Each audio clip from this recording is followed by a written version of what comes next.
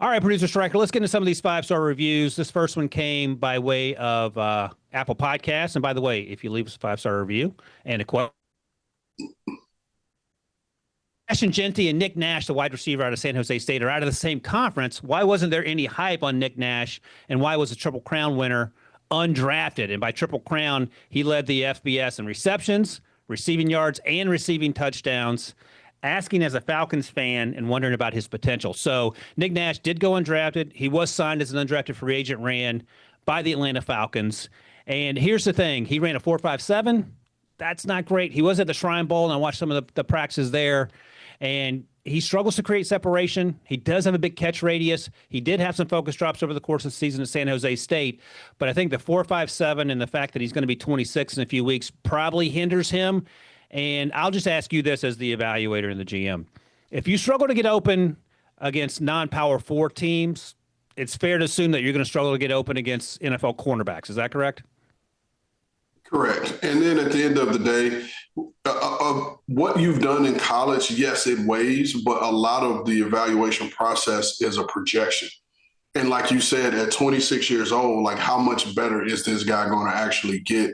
And is that worth a draft pick? Would you rather have a guy in the 7th round that you could develop, or a guy that he is what he is and he's not going to get any better that you're probably going to be looking to, replace in the following year? And look, guys, like I've always said this about college players. It is perfectly okay to be a good college football player and not play in the NFL. That is fine. And that doesn't take any away from Nick Nash and what he's done and what he was able to accomplish. But some people are just good college football players, and that's where it is. And the other thing I'll add quickly is that when you talk to wide receivers coaches and you guys are going to these draft meetings, it's great to love Nick Nash, and you can certainly love him. But when you're wide receiver 5 and you don't play special teams, that's almost a non-starter, right? Absolutely. All right, there you go. That's all we need. Gave us a Drew Rosenhaus one-word answer there, Striker. Next question. All right, here we go. This is from YouTube comments. Big Money Monkey 1. I guess Big Money Monkey 0 was taken. Is Shedeur going to recover from the fall to the 5th round and start on Cleveland's roster? And if he does, how well do you think he'll do in this league? Because listen, man, 2 months ago he was a top 32 pick. So the evaluation doesn't change. What's your take on Shedeur's path to a starting job and then how he might perform once he gets it? I think so far he's handled everything properly. He's just put his head down and he's just worked. You hadn't heard too much from anything of all those, quote unquote concerns and anonymous concerns and things that came out. Again, to my knowledge, you hadn't seen anything, come out of Cleveland on that. And so all I've seen on him at this point are throws that he's made and he's looked apart. Now we'll see what happens when the real bullets start flying in the preseason. But can he recover from this? I think he can, and I think he will. I think he's in a position where he can succeed. He just has to continue to do his part, and that's keep his head down and work. Yep, that's all you can do at this point. Absolutely. All right, this is from YouTube commenter, not a real YouTube account, $7.99. One of my favorite not real YouTube accounts. Will Travis Hunter actually play any games on both sides of the ball? And I'll just qualify that by saying in the same game. So will we see him do wide receiver and cornerback in the same game? My guess is yes. What's your guess? Yes, and we're going to see that week 1. It's going to happen. That's why you take this guy. He's a unicorn. He's an anomaly. And like we talked about, let's not forget we're in sports and entertainment. And so people want to see history. They want to see the great thing. But people also want to see car crashes as well, And so people are going to show up to these games to see him do it. And there's going to be the haters on the side that want to see him not do well at doing it. So people are going to come to these games to see. And James Gladstone and Liam Cohen are going to give the people what they want to see. I think you'll see it in week 1. All right.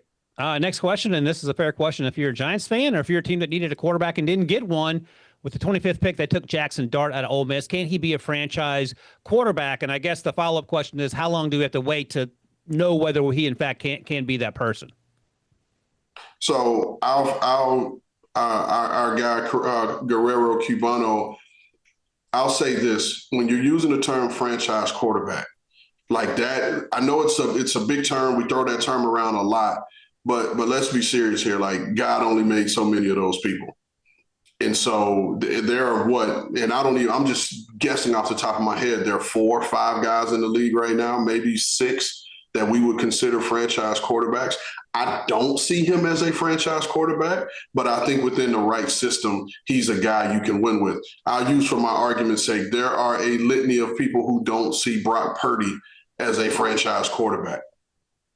But all you've ever seen Brock Purdy do is win football games and lead his team to Super Bowl. So, that goes, into it with me. I don't see Jackson Dart as a quote unquote franchise quarterback, but I see him as a quarterback that you can win with. And by the way, if your future is a game manager in Kyle Shanahan's system and all you do is win to go to Super Bowls, I'll happily take on that burden. And I'm sure Jackson Dart would too if the Brian Dable replaces Shanahan in that little Mad Libs there. All right, next up here from Kevin McFlurry, 5198. Does Ashton Jeanty have potential to win Offensive Rookie of the Year? And my immediate response would be, who's going to give him any competition? Maybe Travis Hunter? What do you think? Yeah, I think right now, as we look at it, I think he's in the driver's seat, of it. But there's always that one anomaly that comes out of left field that you weren't expecting to see. No one expected to see Brock Bowers come out of left field and do what he's done, as a tight end, let alone, so I think he does. And I think because he's coming in as RB1 and in a Chip Kelly system where the defense is going to be spread laterally and there are going to be some creases and all he has to do is hit it and get it. So I think he does have a shot at it. All right. I've got 90 seconds here. I want to ask you this last one. I don't know if there's a 90-second answer in here, but I'm actually curious about this from Rob Dillon. Why are teams struggling to come to terms with their second-round pick? And I love that question. And I think it's because you saw the 1 second-round deal that's been done become fully guaranteed. And agents have been angling for these fully guaranteed deals at the top of the second. So now that we've seen one, then that's what teams are fighting against now with these agents. These agents want more guaranteed deals, and they're going to want them more at the top. So good luck. So you're basically mad at the agent who pulled this off if you're the other agents trying to get it done. All right, let's squeeze one more question here quickly. Does Matthew Golden, the first-round pick of the Packers, does he lead Green Bay in yards and become wide receiver 1 in 2025? I think it's a strong chance just because of the skill set and the system, but there are a ton of receivers in that room right now. So let's just let it go through the preseason a little bit and see how that whole thing shapes out. But there is a chance, yes. There is a ton of receivers in that room, and it's funny that they complain about not having receivers in Green Bay. All right, Rand, good job by you. Adequate job by me. You can check out With the First Pick wherever you get your podcast. Scan that QR code to check out Carthon's Corner. We're going to do it all month long.